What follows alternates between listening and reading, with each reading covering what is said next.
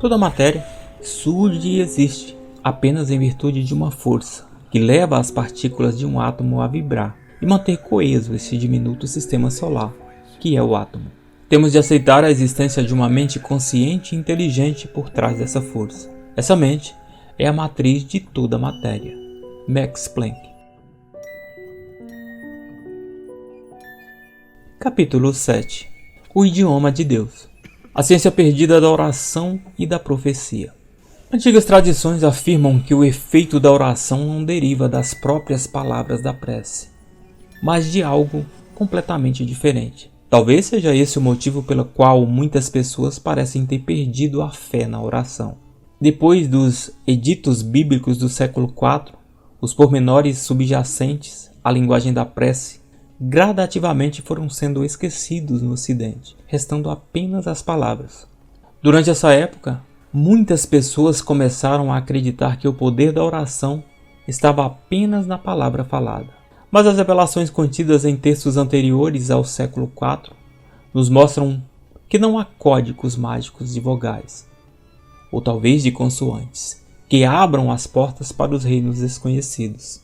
O segredo da oração está além das palavras elogiosas, das fórmulas mágicas e dos cantos rítmicos aos poderes existentes. Por meio de escritos, somos convidados a viver a intenção da prece na nossa vida. Pois, se as palavras são pronunciadas apenas com a boca, elas são tão mortas quanto uma colmeia, que não produz mais mel. Proferir a palavra impronunciável. O poder da oração está numa força que não pode ser descrita ou transmitida como palavra escrita. Os sentimentos que as palavras da oração invocam dentro de nós. É o sentimento das nossas preces que abre a porta e ilumina o caminho para as forças do visível, assim como do invisível. Embora outras fontes antigas muitas vezes aludam esse aspecto da nossa comunhão com a criação, o abade tibetano realmente confirmou a existência do elemento sensorial durante a nossa audiência. Quando perguntei o que acontecia com os monges e monjas enquanto testemunhávamos a expressão exterior de suas orações, o abade respondeu com uma única palavra: sentimento. A expressão exterior da prece que tínhamos visto nos mosteiros do Tibete era uma amostra de movimentos e sons que os religiosos usavam para invocar os sentimentos interiores. Ampliando a resposta um pouco mais, o abade disse que o sentimento era mais do que apenas o fator da oração. Ele enfatizou que o sentimento é a própria oração. Pela nossa comunhão com os elementos desse mundo, temos acesso a grandes mistérios da vida. A oportunidade de ver o invisível, ouvir o que não pode ser ouvido e proferir a palavra impronunciável. Em sua forma mais pura, a oração não tem expressão exterior. Embora possamos pronunciar uma determinada sequência de palavras que nos foram transmitidas através das gerações, elas devem gerar dentro de nós algum tipo de sentimento para tocar o mundo à nossa volta. Na melhor das hipóteses, as palavras de oração que pronunciamos em voz alta estarão apenas próximas dos sentimentos que elas evocam no interior. Como os grandes mestres puderam transmitir ensinamentos sobre esses sentimentos há 2000 anos? Como podemos utilizá-los atualmente? Durante as minhas palestras sobre a possibilidade de orar, surge muitas vezes uma questão que me faz lembrar de uma conversa que tive com minha mãe há muito tempo. Uma noite, eu falava com ela ao telefone e explicava para ela acerca de um seminário que eu daria sobre a ciência da compaixão. Quando falei sobre a oração que envolve sentimentos e emoções, minha mãe fez uma pergunta que muitas pessoas fazem em diversas situações. Com franqueza e inocência, ela simplesmente disse: qual é a diferença entre emoção e sentimento? Eu sempre pensei que fosse a mesma coisa. Fiquei interessado em saber o que minha mãe pensava sobre essas experiências, algumas vezes nebulosas, mas que representavam algo tão importante em nossa vida. Como era de se esperar, a explicação dela assemelhava-se à definição que geralmente é aceita no Ocidente hoje. Por exemplo, alguns dicionários consideram as duas palavras quase como sinônimos perfeitos, utilizando uma palavra para definir a outra. Embora essas definições cumpram a sua função no mundo atual, os antigos faziam uma distinção entre os dois termos. Além disso, embora relacionados pensamento e sentimento, são identificados como elementos distintos e impostos que podem ser focalizados para efetuar mudanças nas condições do nosso corpo, do nosso mundo e também de muitas outras coisas. Assim como em cima. Num relato de mais de 20 séculos, o povo da Terra Santa perguntava aos seus líderes, algo que continua na nossa mente até hoje. Executando-se em algumas condições específicas, a questão é persistente e familiar. Em relação à paz no mundo, nossos ancestrais indagavam: então, como podemos levar a paz até os nossos irmãos? Pois desejaríamos que todos os filhos dos homens recebessem as bênçãos dos anjos da paz. Os mestres essênios também tinham uma resposta que iluminava o papel do pensamento, do sentimento e da natureza grandiosa da oração. Desafiando a lógica atual, as palavras desse povo nos dizem que a paz é mais do que simplesmente a ausência de agressão e guerra. A paz transcende o fim de um conflito ou de uma declaração política. Embora possamos impor uma aparência de paz exterior a um povo ou nação, é o pensamento subjacente que deve ser mudado para criar uma paz verdadeira e duradoura. Em palavras de cunho surpreendentemente budista e cristão, ao mesmo tempo, os mestres essênios diziam que 3 são as moradas do Filho do Homem. São o seu corpo, são os seus pensamentos e são os seus sentimentos.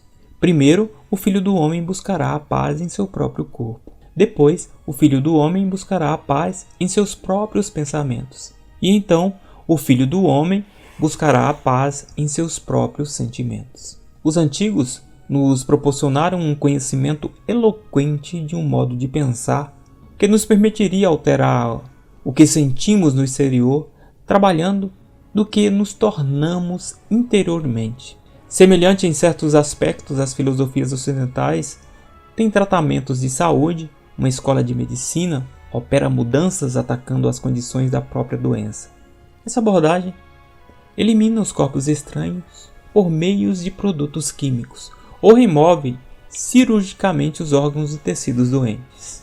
Uma segunda escola de pensamento procura além da expressão exterior do corpo, os fatores que são subjacentes que possam ser a origem do problema. Segundo esse modo de pensar, as forças invisíveis do pensamento, sentimento e emoção são um mapa para o entendimento e mudança das condições de vidas que não nos servem mais.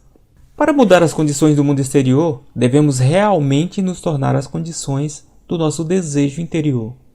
Se assim fizermos, as nossas condições de saúde e de paz vão se refletir no mundo à nossa volta. Essa é a essência da passagem essênia de que falamos anteriormente. Para levar a paz àqueles que amamos nesse mundo, temos que primeiro nos transformar nessa paz. Na linguagem dessa época, os autores dos manuscritos até mesmo indicavam a tecnologia que dá origem a essa qualidade terapêutica de paz. Ela deve ocorrer nos nossos pensamentos, sentimentos e também nos nossos corpos. Esse conceito é extremamente eficiente e confere poder.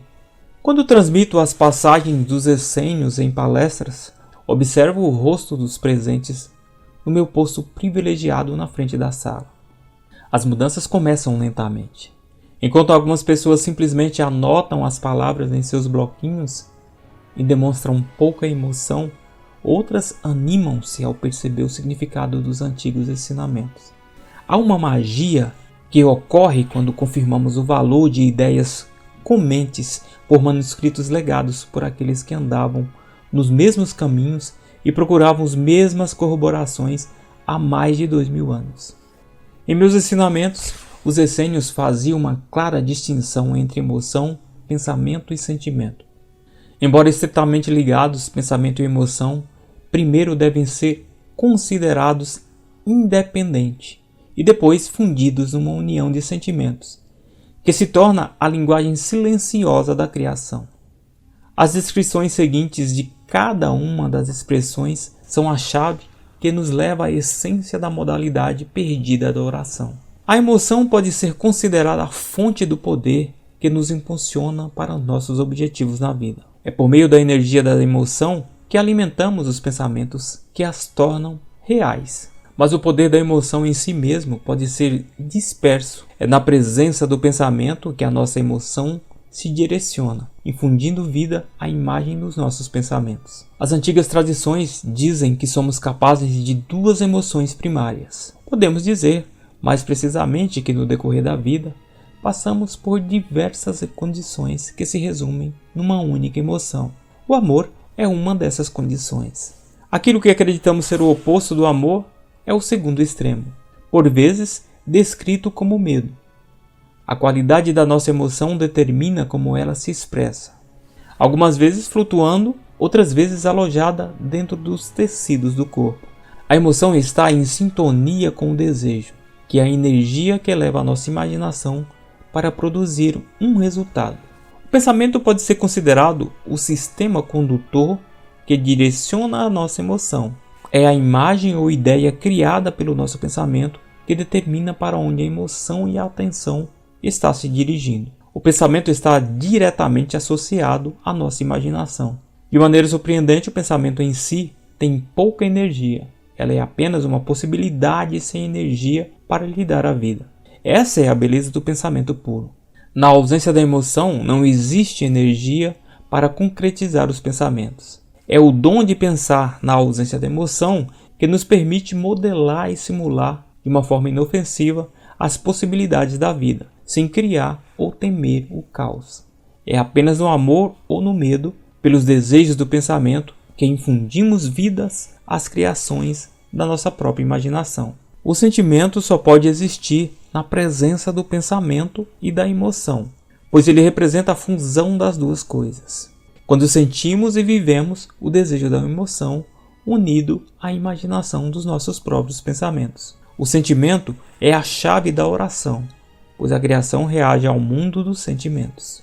Quando atraímos ou repelimos pessoas, situações e condições com que deparamos na vida, temos de olhar para os nossos sentimentos, para entender o porquê de tudo isso. Por definição, para que haja um sentimento, temos primeiro que ter um pensamento e uma emoção subjacente. O desafio de descrever o nível mais elevado de domínio pessoal é reconhecer quais pensamentos e emoções são representados como sentimentos. A partir dessas definições breves e simples, fica claro que é impossível evitar experiências assustadoras e dolorosas por meio do pensamento. O pensamento é apenas um dos componentes da nossa experiência, a visão da nossa mente e dos resultados possíveis. A dor, todavia, é um sentimento, o produto do pensamento alimentado pelo amor ou pelo medo, por aquilo que a mente acredita que tenha realmente ocorrido. Com base nessa fórmula, os mestres essênios nos ensinam a curar as lembranças das experiências mais dolorosas, alterando a emoção da experiência em si. Como uma antiga base para o moderno axioma, a energia segue a atenção. Uma concisa parábola do Evangelho que descreve esse conceito. Quem tentar proteger a sua vida vai perdê-la. Essas palavras ilusórias e breves explicam porque algumas vezes atraímos para a nossa vida experiências que de fato não preferíamos ter. Nesse exemplo, quando nos preparamos e nos defendemos contra cada possibilidade e situação na qual poderíamos perder a vida, o modelo diz que na verdade estamos atraindo a atenção exatamente para essa experiência que procuramos evitar. Ao não desejar algo, criamos as condições que permitem que isso se concretize. Em vez de se concentrar a atenção naquilo que não queremos, uma escolha superior seria identificar aquilo que desejamos para nós e viver a partir dessa perspectiva. As afirmações representam um admirável exemplo desse princípio. Nos últimos tempos, as afirmações tomaram-se muito populares entre os seguidores de alguns ensinamentos espirituais e também esotéricos. Essas traduções, afirmando várias vezes por dia tudo o que desejamos para a nossa vida, esses desejos vão se concretizar. Como regra geral, quanto mais simples a afirmação, mais clara será o efeito. As palavras de nossas afirmações muitas vezes são ecos dos desejos de mudar de vida, como meu Pai perfeito está se manifestando para mim exatamente agora, ou tenho abundância agora e nas manifestações futuras.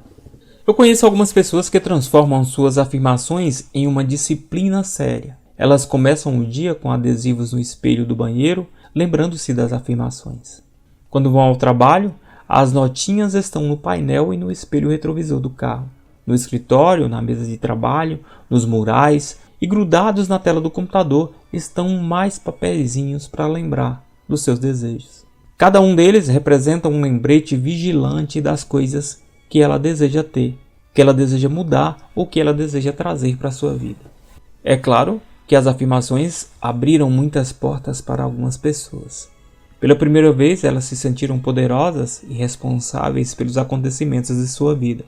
Para muitos, as afirmações, de uma forma óbvia, funcionam, mas para outros, simplesmente não funcionam. Depois de meses repetindo inutilmente as afirmações criativas, as pessoas simplesmente deixaram de fazê-las. Quando a oração não dá resultado. Recentemente fiz uma pesquisa relacionada com a oração entre participantes de um seminário. Os resultados da pesquisa foram usados para dar um exemplo atual da natureza da prece para determinada audiência. Eu começava perguntando aos presentes: quando você reza, o que você pede? Anotei num quadro as respostas e os vários cenários descritos. Depois de 6 meses dessas pesquisas informais, entre audiências que representavam uma amostragem de diversos grupos étnicos, geográficos e etários, surgiram 4 tipos principais de prece: por mais dinheiro, por empregos melhores, mais saúde e relacionamentos melhores. Precisamente nessa ordem: mais dinheiro, pensamento e oração; empregos melhores, pensamento, sentimento e oração; mais saúde, relacionamentos melhores. Após o nosso modelo de prece, como uma combinação de pensamento, sentimento e emoção, podemos investigar o motivo pelo qual as orações dão resultado e o resultado que acontece quando não funcionam. No topo da lista, por exemplo, o motivo mais comum da oração é a necessidade de ganhar mais dinheiro. Para podermos rezar a respeito de mais dinheiro, primeiro temos que ter mais percepção sobre o dinheiro que já temos. Preenchendo os espaços à direita, compreendemos melhor a qualidade dessas percepções. Quando pedi aos presentes que descrevessem seus pensamentos sobre dinheiro, quando pediam por mais, as respostas choveram de todos os lados. Obviamente eram de natureza semelhante. O mais comum era frases como: não é suficiente, preciso de mais e está acabando rapidamente. Anotei as palavras na coluna pensamentos. Anteriormente, havíamos identificado o pensamento como o nosso sistema de direção, o programa condutor da energia que movimenta o mundo. Anteriormente, havíamos identificado o pensamento como o nosso sistema de direção, o programa condutor da energia que movimentamos no mundo. Sem o poder para alimentar o pensamento, ele existirá indefinidamente como uma possibilidade na nossa mente. O potencial do pensamento, na ausência da energia para alimentá-lo, é conhecido como desejo. Para que o pensamento tenha força, temos que outorgar-lhe energia. Talvez seja o motivo pelo qual as orações algumas vezes parecem não obter resposta. Na ausência de poder para dar vida às afirmações e preces, elas existirão indefinidamente como um potencial, desejos bem intencionados. É o dom da emoção que dá força à possibilidade do nosso desejo, reconhecendo que podemos escolher o amor ou o medo como a emoção que alimenta o nosso pensamento. Quase sempre a necessidade de alguma coisa baseia-se no medo. Quando dizemos que precisamos de mais, não há o suficiente ou que está acabando, em geral é o medo que dirige essas declarações. Admitindo que pode haver exceções, coloquei a palavra medo no alto da coluna emoção. A partir desses elementos aparentemente simples da oração, fica bem claro o mecanismo de como e por que as preces atuam. Mostrando ao público o resultado da pesquisa, eu fazia uma pergunta: quando fundimos a emoção do medo ao pensamento de não termos o suficiente, qual o sentimento que obtemos? A resposta em geral é o silêncio. Não é surpresa, pois o sentimento é diferente em cada pessoa. A palavra usada para descrever o sentimento não é importante. O que importa é o sentimento em si. Vamos, eu perguntava novamente, O que você sente quando pensa que não tem mais dinheiro? E sua emoção é o medo. Eu me senti mal, falava alguém. Eu fico péssimo, exclamava outro. Exatamente, respondi. É isso mesmo.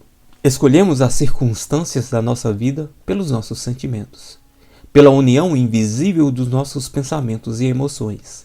Quando imaginamos o resultado e nos conscientizamos da emoção que alimenta a nossa mente, cria-se um sentimento. Para entender o que criamos, basta olhar para o mundo à nossa volta. Como podemos criar dinheiro, relacionamentos e saúde se os sentimentos que reforçam a nossa criação são mau e péssimo? Os sentimentos de inferioridade alimentam a criação com a experiência menos desejável da nossa vida, a sensação de que não somos dignos. Quase todos os presentes já conheciam o princípio do exercício. A novidade era a oportunidade de realmente entender o que acontecia com as orações no passado. Assim começava a nossa cura. Fazendo esse exercício em conjunto, usando um quadro negro comum e gastando menos de 10 minutos, é possível ilustrar um mecanismo daquilo que talvez seja o maior poder que já existe na criação. A alegria de recordar o poder que temos de promover o bem-estar, a abundância, a saúde, a segurança e a felicidade, bem como o prazer de viver, que estiveram perdidos para o Oriente há mais de 1500 anos. Além de identificar como atua a tecnologia interior da oração, agora temos meios de mudar os seus elementos para aproveitar melhor no futuro. O público sempre capta imediatamente essa emoção. Primeiro, ouve-se um suspiro, depois outro e mais outro, acompanhado por risadas nervosas. Talvez um esforço inconsciente para amenizar a intensidade do momento. Olhando para o rosto dos presentes, tenho o privilégio de ver o milagre que sempre acontece. O caldo da criação. Ao longo dos anos, aprendi muitas coisas com muitas pessoas, em ambientes diversos. Embora cada audiência seja única, exclusiva, elas têm em comum alguns traços aparentemente universais, que ligam cada um dos grupos em todas as cidades à experiência comum de uma família. Fazer uma pergunta é um desses traços. Quando alguém cria coragem para fazer uma pergunta, outros presentes estão querendo perguntar a mesma coisa, talvez em nível não verbal. Algumas pessoas estão conscientes da indagação, mas simplesmente são tímidas demais para falar em público. Outras, depois de ouvirem as palavras, se dão conta de que também já tinham pensado nisso. Eu aprecio esses momentos. A oportunidade de nos relacionarmos e de entender uns aos outros é que dá origem aos grandes momentos da comunicação. Numa das primeiras oportunidades que tive de apresentar os conceitos sobre a oração no seminário, um homem de 35 anos, sentado bem na frente, deixou escapar um gemido, alto o bastante para chamar a minha atenção. Olhando para ele, vi uma expressão de incerteza no seu rosto, procurando uma forma de extravasar sua frustração sem ser percebido, o que talvez o deixasse embaraçado. Perguntei aos presentes se alguém tinha alguma dúvida. Ele imediatamente aproveitou a oportunidade. Ele apoiava o cotovelo na mesa que dividia com as outras pessoas na fila, o queixo sustentado casualmente na palma da mão. Quando caminhei para ele com o objetivo de atendê-lo, colocou o lápis junto ao bloco de anotações. Olhei rapidamente para a página, que estava coberta de notas, diagramas e rabiscos. Deu para notar que ele estivera muito ocupado. Suspirando profundo, ele começou. Já ouvi tudo isso antes, disse ele, com o queixo ainda apoiado na mão. Tenho andado por esse caminho há mais de 20 anos, com muitos mestres. De uma forma ou de outra, todos dizem a mesma coisa. O que você disse não é novidade. Ainda assim, você tocou num ponto que eu ainda não tinha pensado. Como é que aquilo que sentimos por dentro pode ter qualquer efeito no que acontece no mundo fora do nosso corpo? Lembrei-me da conversa que tivera com a minha mãe há alguns meses. A ideia de que algum componente metafísico do pensamento, sentimento ou emoção possa ter efeito sobre o mundo físico de moléculas, átomos e células. Era um mistério que a minha mãe, como agora a esse senhor, tinha me pedido que eu esclarecesse. Passei a dar uma explicação que tenho usado muitas vezes como analogia.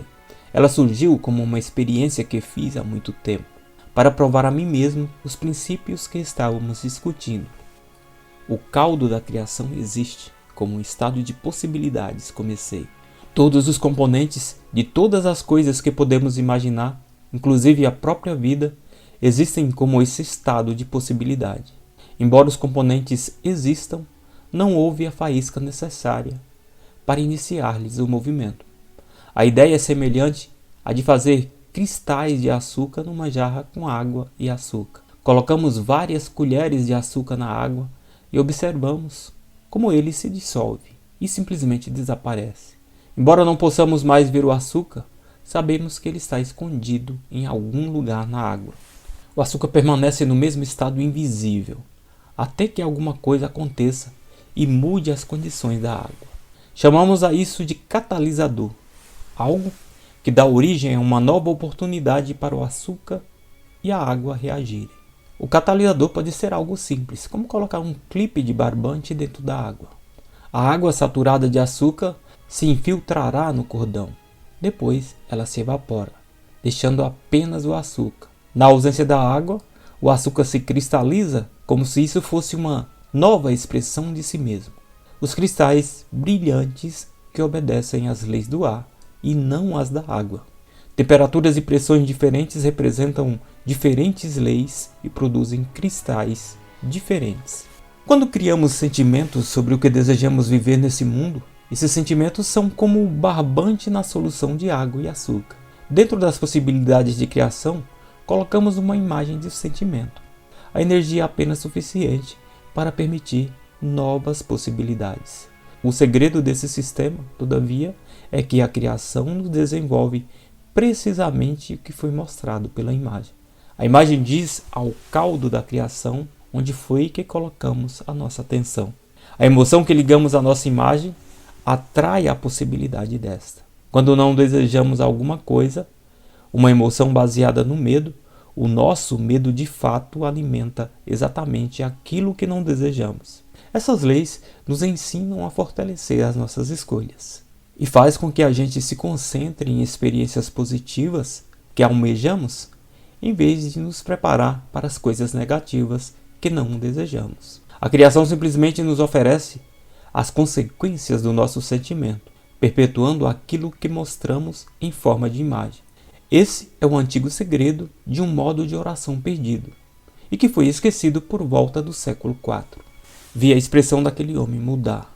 Em alguns segundos, essa experiência simples, reproduzida inúmeras vezes depois, esclareceu uma possibilidade que o havia intrigado durante anos. Como rezamos?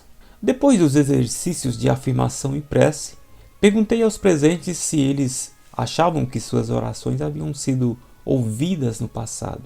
Primeiro se fez um silêncio. Todos hesitavam em responder. Devagar, as pessoas começaram a levantar a mão para dizer não, ou só algumas vezes. Eles me diziam que quando a oração dizia respeito ao dinheiro, emprego, relacionamentos ou professores, a maioria achava que não tinha sido atendida. A minha próxima pergunta foi: por quê? Como podemos compreender a sofisticada tecnologia da oração e como podemos aplicá-la na nossa vida? Para fins de análise, os pesquisadores dividem os diversos métodos e aplicações da oração usados no Ocidente em grandes categorias. Margaret Paloma, por exemplo, professora de Sociologia da Universidade de Akron, em Ohio, identifica 4 classes ou modalidade que eu vou descrever agora. A pré-coloquial. Nos dirigimos a Deus com nossas próprias palavras, descrevendo de uma forma informal os problemas ou agradecendo pelas bênçãos que recebemos. Querido Deus, por favor, só dessa vez, permita que o meu carro consiga chegar ao próximo posto de gasolina.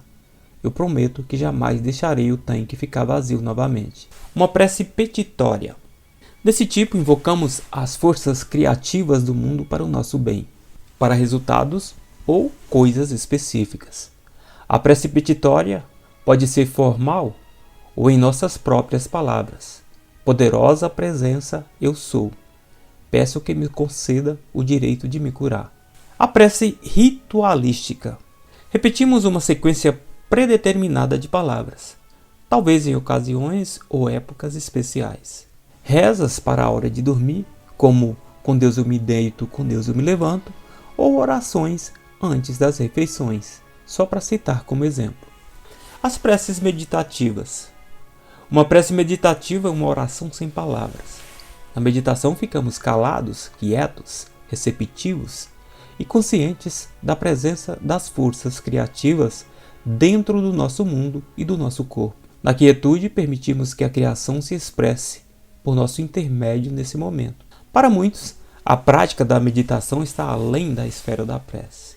No sentido mais estrito da palavra, se a meditação envolve um pensamento, um sentimento e uma emoção, ela pode ser definida tanto como meditação quanto como oração.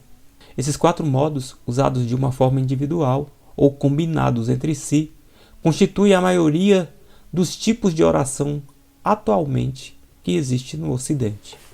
Nos meus contatos com as tradições indígenas e esotéricas, sempre surgiram referências a um tipo de oração que não se enquadra nas categorias que eu citei antes.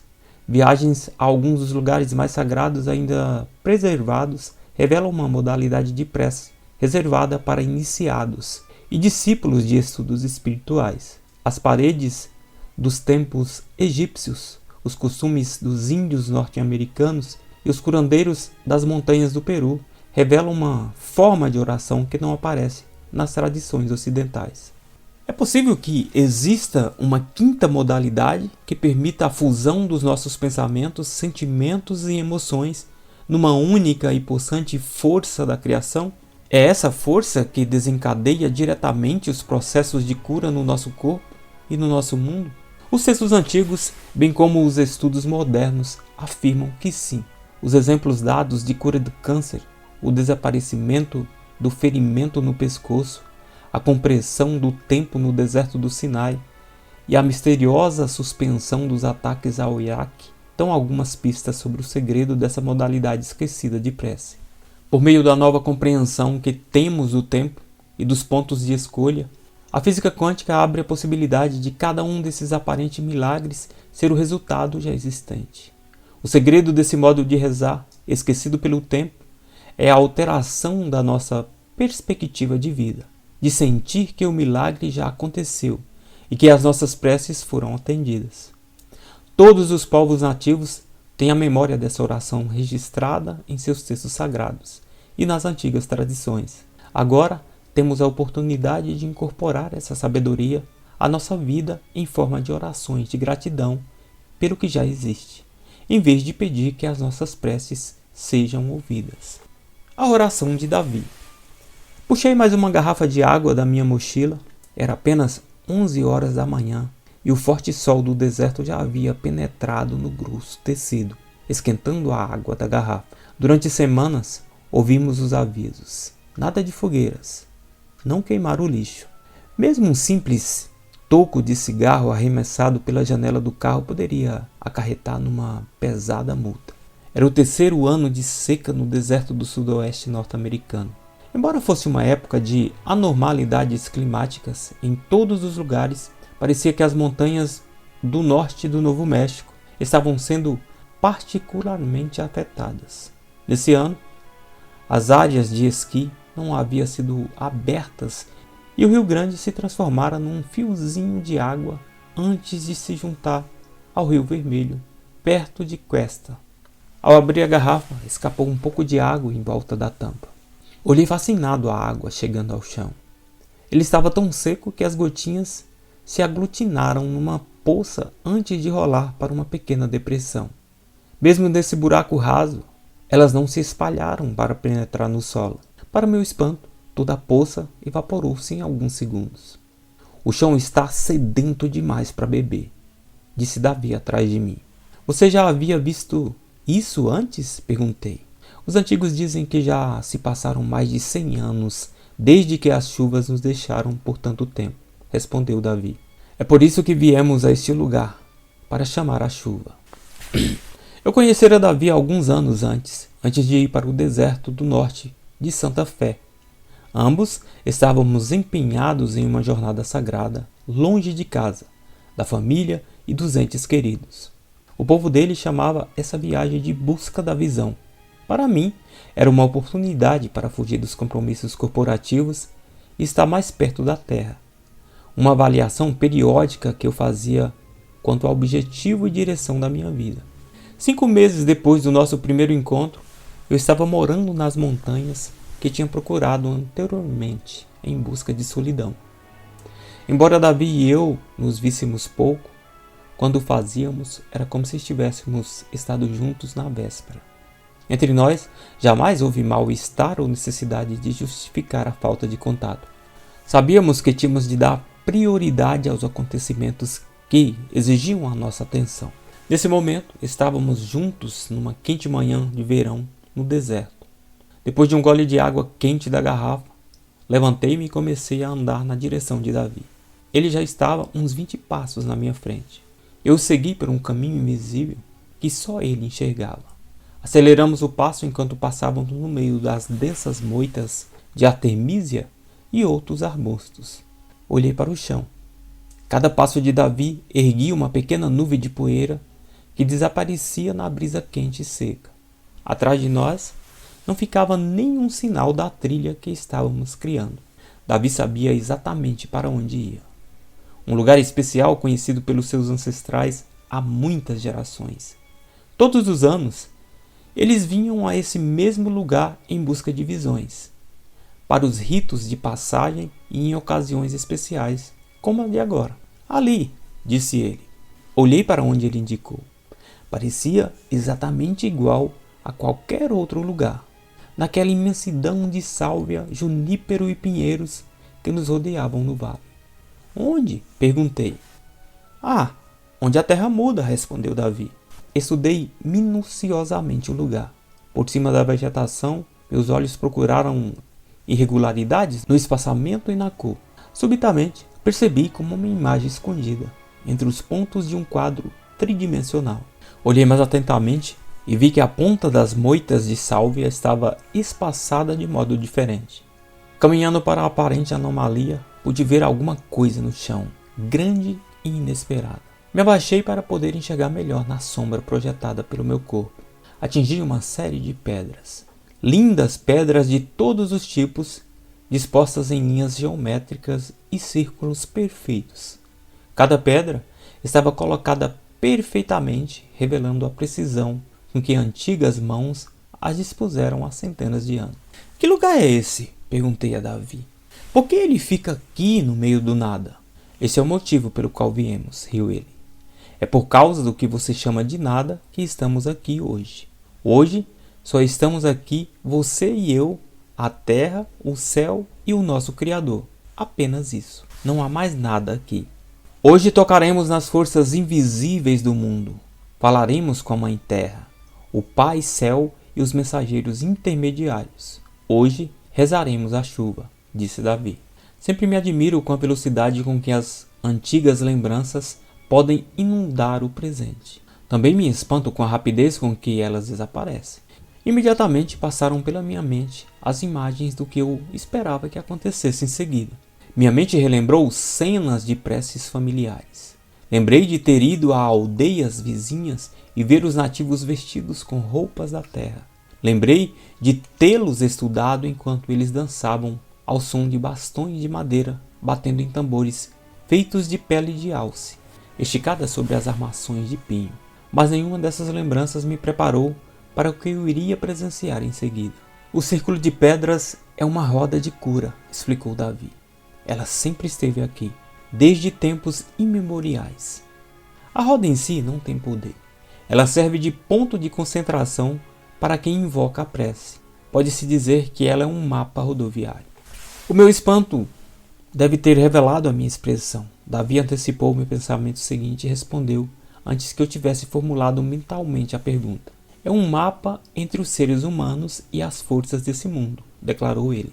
O mapa foi criado aqui, nesse lugar, pois aqui a membrana que há entre os mundos é muito fina.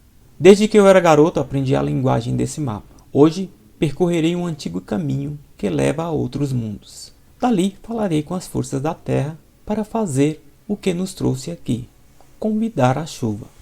Observei enquanto Davi tirava os sapatos. Até o modo como ele desamarrava os cordões de suas botas surradas era uma oração. Metódico, intencional e sagrado. Com os pés descalços no chão, ele se virou e caminhou para o círculo. Sem dizer nada, deu a volta na roda, tomando muito cuidado para respeitar o lugar de cada pedra. Com referência pelos ancestrais, ele colocou os pés descalços sobre a terra seca. Em cada passo, os artelhos chegavam bem perto das pedras. Nenhuma vez ele tocou nelas. Cada pedra permaneceu exatamente onde as mãos de uma geração muito antiga as havia colocado. Depois de rodear a camada exterior de pedras, Davi voltou-se e olhei em seu rosto. Para meu espanto, seus olhos estavam fechados. Estiveram fechados o tempo todo. Uma por uma, ele reverenciava cada uma das pedras brancas e redondas, sentindo a posição dos pés. Quando ele chegou novamente no lugar mais perto de mim, ele parou, endireitou as costas e juntou as mãos em posição de oração na frente do rosto. Sua respiração ficou quase imperceptível. Ele parecia indiferente ao sol do meio-dia. Depois de alguns momentos nessa posição, respirou profundamente, relaxou a postura e virou-se para mim. Vamos embora. Nosso trabalho aqui já terminou, disse ele, olhando diretamente para mim. Já? Perguntei surpreso, pois parecia que tínhamos acabado de chegar. Pensei que você fosse rezar pedindo chuva. Davi sentou-se no chão e calçou os sapatos. Olhando para cima, ele sorriu. Não, o que eu disse foi que eu iria rezar a chuva, replicou. Se eu tivesse rezado pedindo chuva, nada aconteceria. Nessa tarde o tempo mudou. A chuva começou a cair subitamente, com alguns pinguinhos no lado leste da montanha. Logo os pingos ficaram maiores e mais frequentes, até que se formou uma tempestade. Grandes nuvens negras pairavam sobre o vale, obscurecendo as montanhas do norte do Colorado durante toda a tarde e entrando na noite. A água se acumulava mais depressa do que a terra podia absorvê-la. E logo, o medo de enchente dos moradores se tornou realidade. Olhei para a vegetação entre o local onde eu estava e as montanhas a leste. O vale parecia um grande lago. À noite, assisti ao noticiário para saber a previsão do tempo nos canais locais. Foi com uma sensação de admiração respeitosa que vi os mapas coloridos passarem por ela. Setas animadas indicavam um típico padrão de ar frio e úmido desde o noroeste da costa do Pacífico, cruzando o estado de Utah e entrando no Colorado, como muitas vezes acontece no verão. Então, inexplicavelmente, a corrente alterou o curso e fez algo inusitado. Observei espantado quando a massa de ar mergulhou com precisão em direção ao sul do Colorado e norte do Novo México, antes de virar bruscamente de novo para o norte, retomando seu caminho pelo meio oeste. Com esse desvio, a baixa pressão do ar frio misturaram-se com o ar quente e úmido que subia do Golfo do México. Uma perfeita receita para fazer chover. Pelas previsões, haveria mais chuvas e fortes. Telefonei a Davi na manhã seguinte. Puxa, que confusão! Exclamei. As estradas estão alagadas? Casas e campos inundados em toda parte. O que aconteceu? Como você explica essa chuva toda? Davi ficou calado algum tempo e depois respondeu. Esse é o problema. Essa é a parte da oração que eu ainda não domino. No dia seguinte o chão estava molhado bastante para receber mais chuva. Atravessei diversas aldeias no caminho para a cidade mais próxima. As pessoas estavam felizes com a chegada das chuvas. As crianças brincavam na lama. Os fazendeiros estavam nas lojas fazendo compras e movimentando os negócios. A lavoura sofreu poucos danos.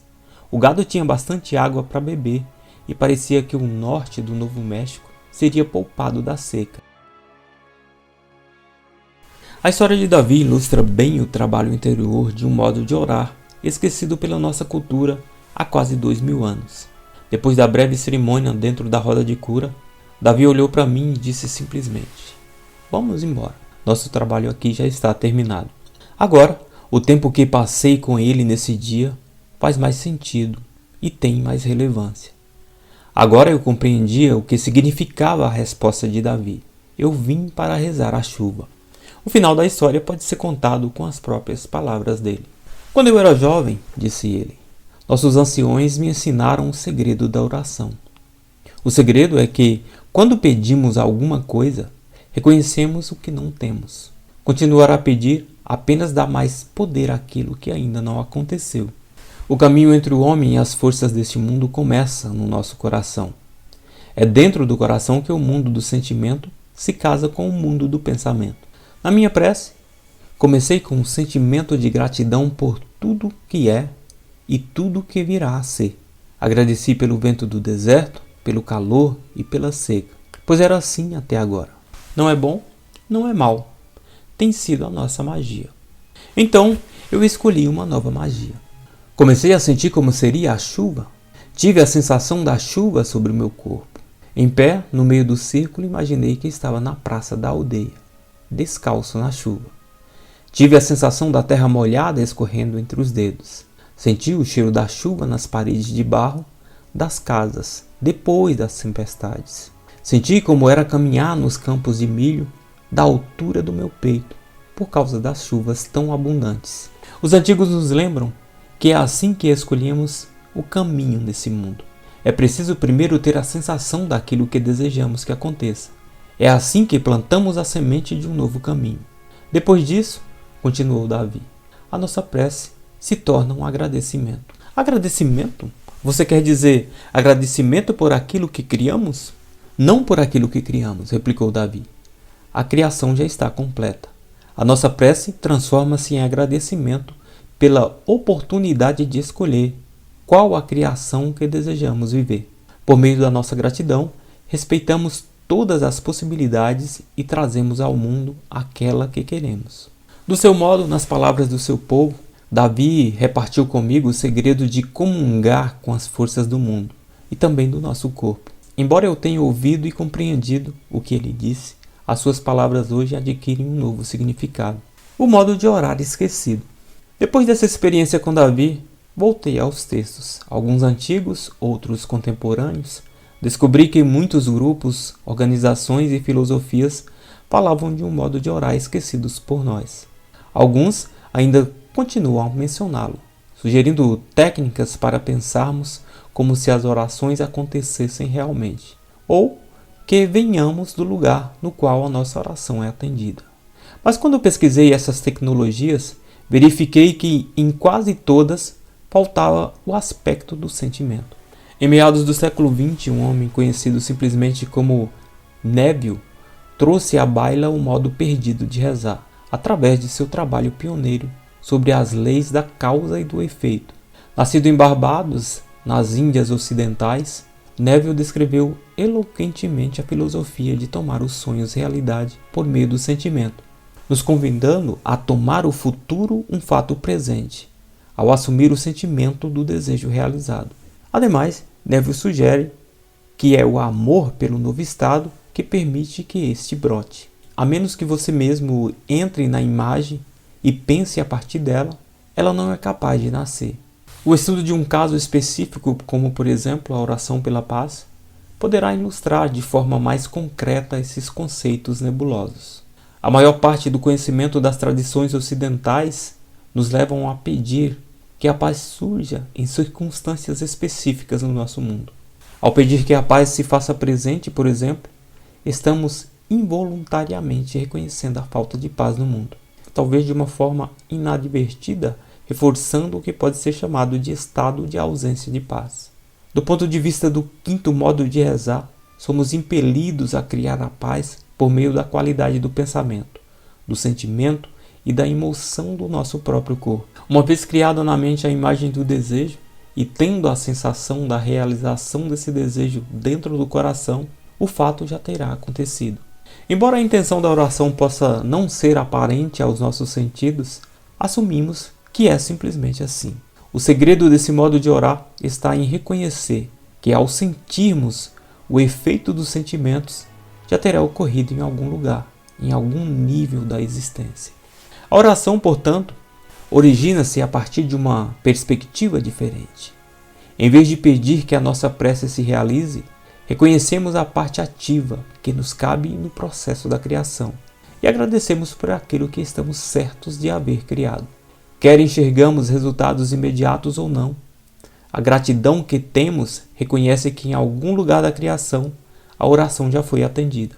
Assim, a prece se torna um agradecimento positivo, alimentando a criação e permitindo que ela desabroche em todo o seu potencial.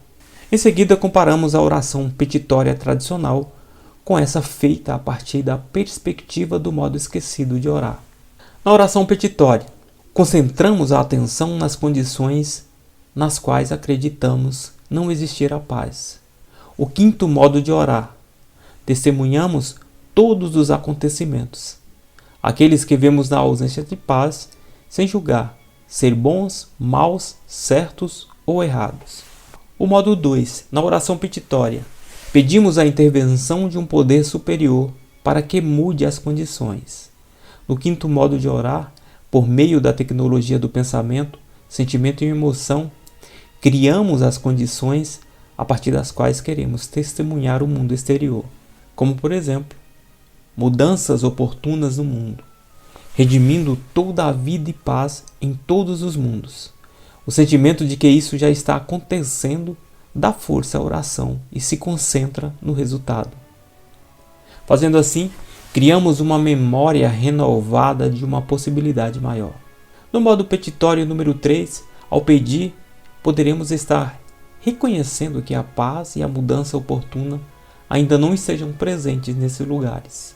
No quinto modo, reconhecemos o poder da tecnologia interior e assumimos que a oração vai se realizar. A paz e as mudanças oportunas no mundo já estão presentes.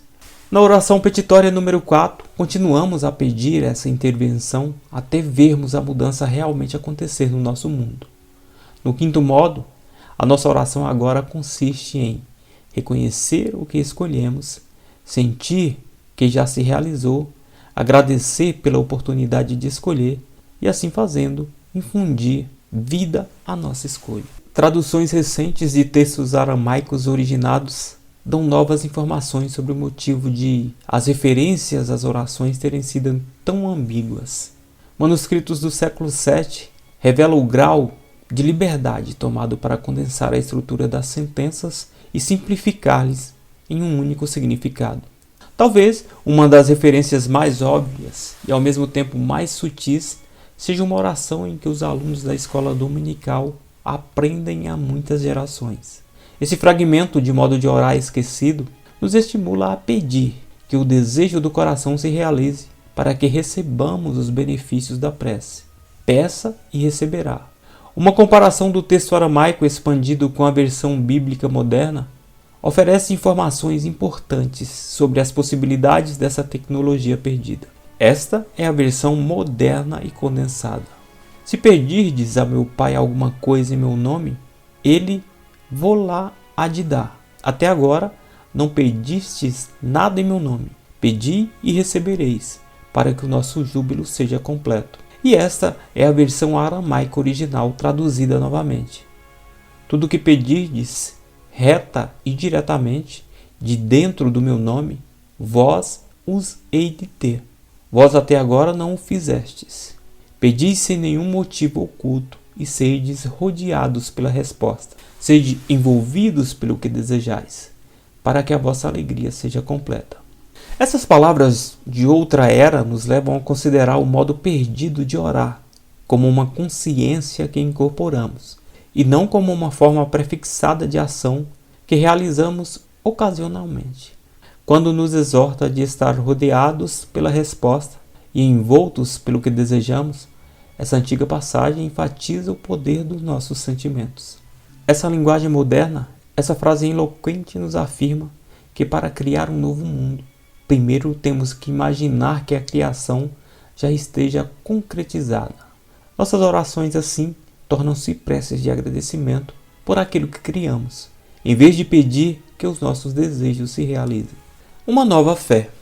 Não posso afirmar que a oração de Davi teve algum papel nas tempestades que vieram depois, mas o que eu posso dizer é que o tempo no norte do Novo México mudou-se nesse dia. Depois de semanas de seca, com perda de safras e o gado sofrendo de sede. Um dia começaram as chuvas torrenciais, que passaram para um padrão de tempestades diária, que só terminaram com as geadas de outubro. Além disso, houve uma sincronia entre a alteração inesperada do tempo e a experiência que tive com Davi. Entre os dois acontecimentos, passaram-se apenas algumas horas. Como podemos provar um acontecimento de tal magnitude e significado? O povo das aldeias nativas do deserto do sudoeste não precisa de provas. Sem dúvida, eles sabem que dentro deles vive o poder de comunicar diretamente com as forças criativas deste e de outros mundos. Eles o fazem sem expectativas, sem julgar o resultado de sua comunhão. Se, por exemplo, as chuvas não tivessem começado, Davi teria considerado a ausência delas como parte de sua oração, e não como um sinal de fracasso. A sua prece não impunha condições. Ele não marcou um prazo para o resultado de sua comunhão com as forças da natureza.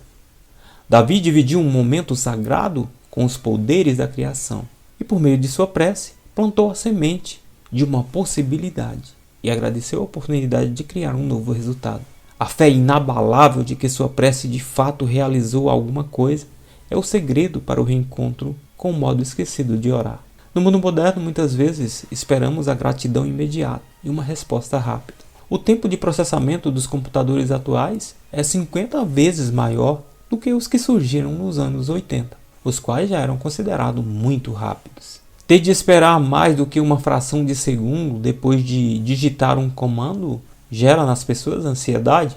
Os fornos de micro-ondas reduziram a metade o tempo que a água leva para ferver nos fogões convencionais. Hoje, aguardamos com impaciência enquanto o marcador digital conta os segundos até que a água entre em ebulição. Existe a mesma tendência na espera dos resultados das orações. Se elas não são atendidas imediatamente, achamos que não funcionam. Os antigos eram mais sábios do que nós. Quando Davi rezou a chuva, ele sabia, sem a menor dúvida, que a sua oração estava convidando uma nova realidade a se fazer presente. Ele também sabia que a prece era apenas uma possibilidade. Talvez o efeito não fosse visível imediatamente. Enquanto nós estávamos ali em cima, no deserto do Novo México, o fato de não vermos a chuva imediatamente não tinha a menor importância para Davi. Ele estava confiante em sua capacidade para escolher um novo resultado. E essa confiança era natural nele. A certeza de Davi de que havia plantado a semente de uma possibilidade em algum lugar da criação nos induz a reexaminar uma palavra que perdeu o significado ultimamente. Essa palavra é fé. Embora uma de suas definições seja crença, que não repousa em provas lógicas ou evidências materiais. Os povos antigos tinham um conhecimento muito mais amplo dessa palavra. Esses conceitos são tão válidos hoje quanto eram em tempos passados, quando a fé era a chave para a comunicação com as forças invisíveis do nosso mundo. Por meio dessa visão integrada do nosso papel na criação, a fé torna-se a aceitação do nosso poder como uma força diretriz na criação.